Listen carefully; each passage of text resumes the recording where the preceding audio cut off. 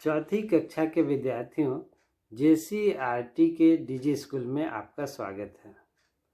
विद्यार्थियों, आज मैं उपस्थित हूँ आपके हिंदी विषय के साथ। आपकी हिंदी की पाठ्य पुस्तक भाषांजलि का 12वां पाठ है मुल्ला नसरुद्दीन। यह एक छोटी सी कहानी है। इस कहानी में आप मुल्ला नसरुद्दीन के हाजिज जवाबी के बारे में जानेंगे। मुल्ला नसरुद्दीन एक हाजिज जवाब व्यक्ति थे। उनकी हाजिज जवाबी सारी दुनिया में मशहूर थी। छात्रों, आइए हम लोग पाठ की ओर चलते हैं। एक बार मुल्ला नसरुद्दीन को बतौर खास मेहमान दावत के लिए बुलाया गया। दावत का अर्थ होता है भोज। उन्होंने निमंत्रण पढ़कर सोचा कि हालांकि यह जगह बहुत दूर है, लेकिन दावत के लिए क्या तकल्लुफ़ करना। तकल्लुफ़ का अर्थ है शिष्टाचार, औपचारिकता। उन्होंने दावत में जाने का निश्चय किया। मुल्ला जिस लिबास में रोज रहते थे उसी में वे दावत खाने पहुंच गए।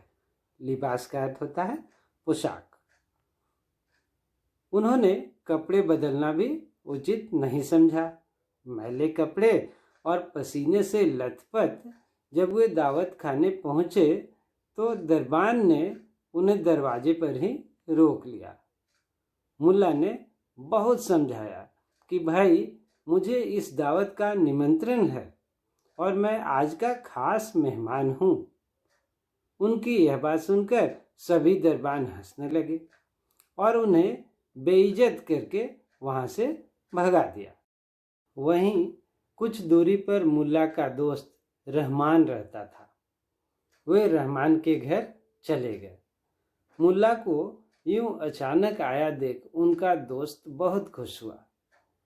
एक दूसरे की खैर खबर लेने के बाद मुल्ला ने उससे पूछा, भाई रहमान, तुम्हें वह लाल शेरवानी याद है जो तुम कुछ दिनों पहले मुझे तोहफे में देना चाहते थे?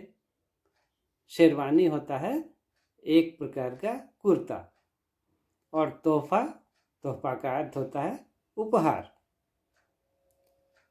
रहमान बोला, हाँ बिल्कुल याद है। मुल्ला ने कहा, तो आज मुझे वह शेरवानी दे दो। रहमान ने खुशी खुशी शेरवानी दे दी। मुल्ला ने रहमान को शुक्रिया कहा और शेरवानी पहनकर वापस दावत खाने पहुंचे।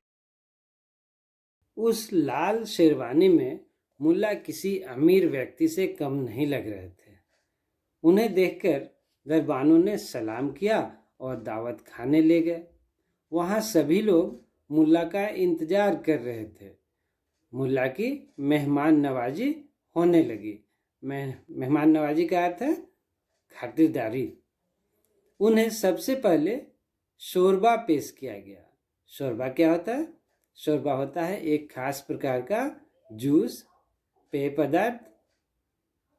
मुल्ला अपना प्याला लेकर खड़े हो गए और सारा शोरबा अपनी शेरवानी पर उड़ेल दिया।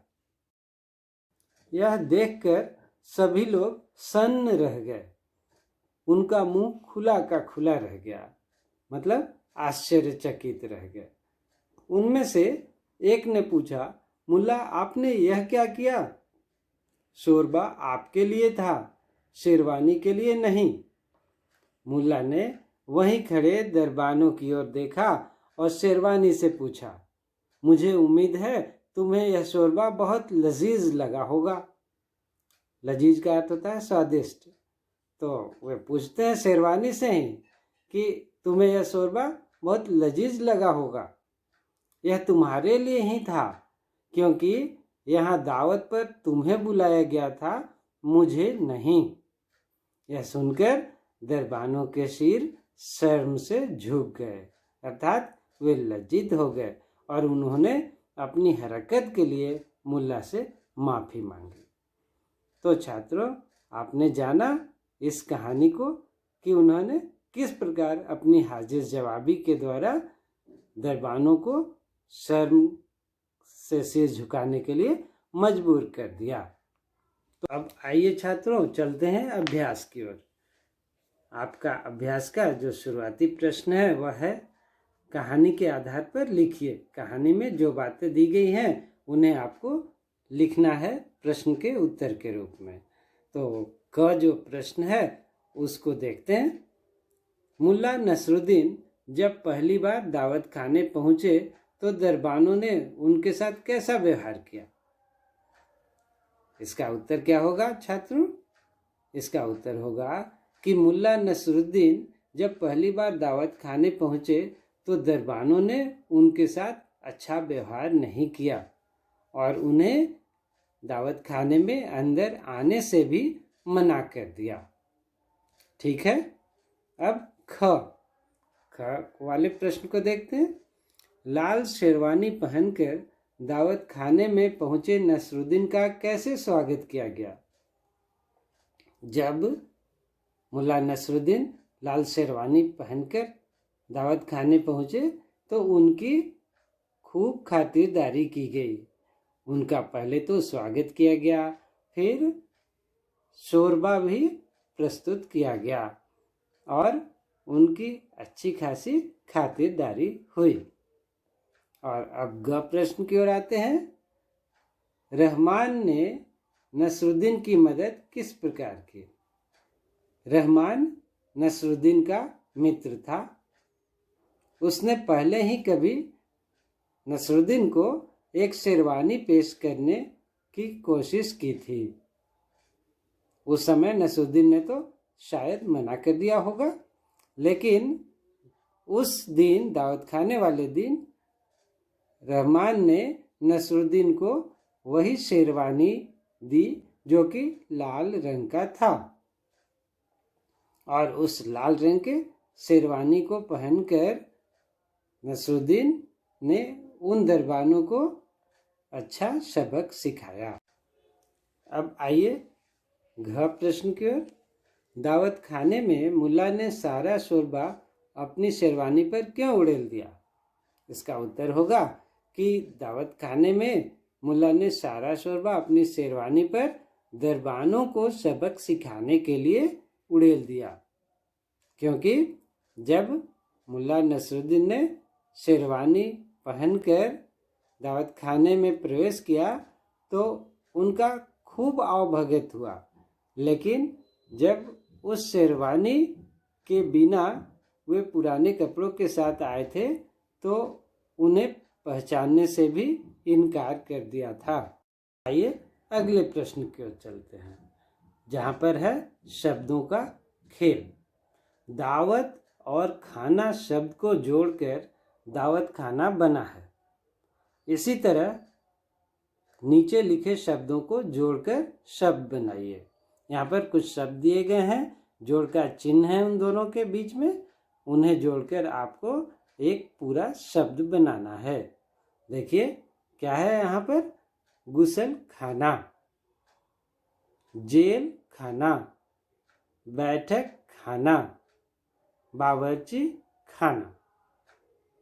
इन दोनों को जोड़ेंगे तो क्या हो जाएगा? गुसल खाना, जेल खाना, बैठक खाना, बावर्ची खाना। मैंने आपके लिए इसे हल कर दिया है।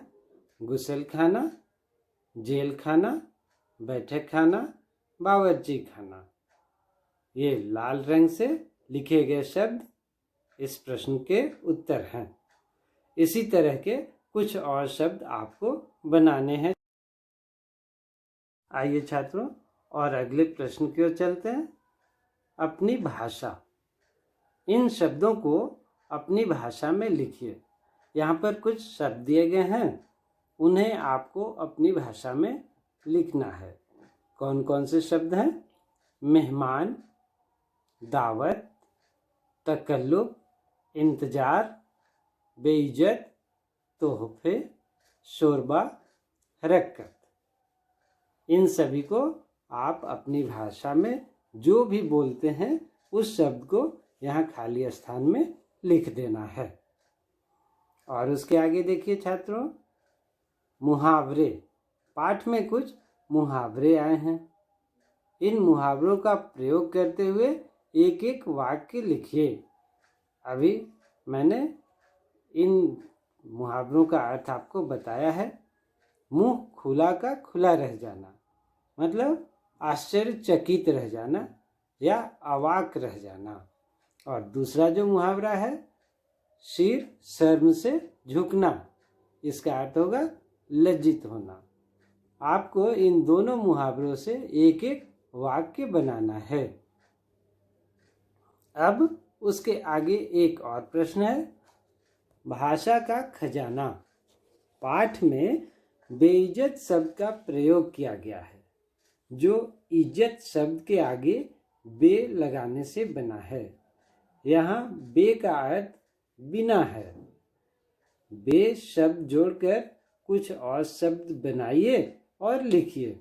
यहाँ पर जिस प्रकार से बेइज्जत शब्द है ना, इसी प्रकार से आपको कुछ और शब्द बनाने हैं। तो आप इन शब्दों को बनाकर और लिखकर अपने शिक्षक को दिखलाएंगे। तो छात्रों, ये था आज का पाठ।